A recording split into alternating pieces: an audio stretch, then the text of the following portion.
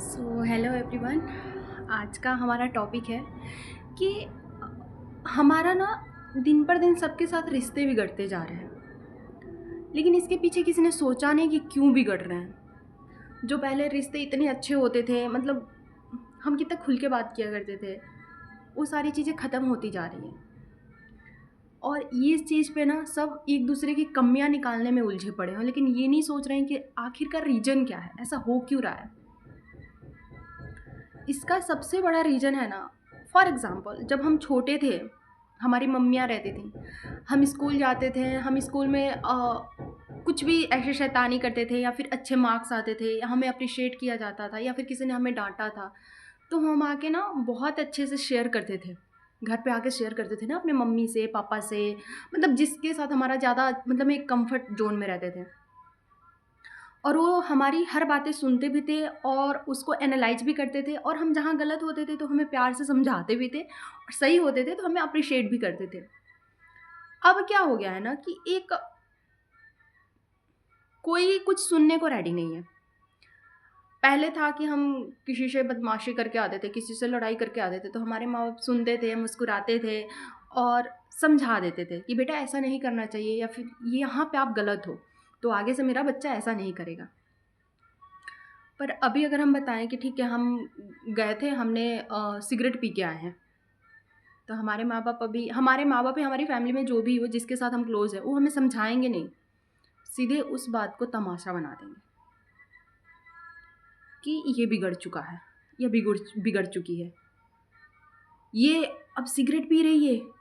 ये नहीं कि बेटा ये अगर वही जो बचपन वाली आदत होती कि खुल के आप कैसे हमें समझाते थे, तो हमें अच्छा लगता था, और कुछ गलत करने से पहले हम सोचेंगे कि नहीं, मेरे फैमिली हम पे बहुत भरोसा करती है, हम कुछ गलत नहीं कर सकते।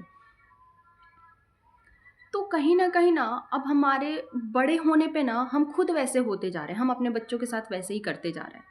मेरा मानना ये है ना कि आप ना जितने अपने बच्चों के साथ फ्रेंडली ज़ोन में रहोगे ना, फ्रेंडली ज़ोन ये नहीं कि मतलब वो कुछ भी करे, आपकी बात ना सुने।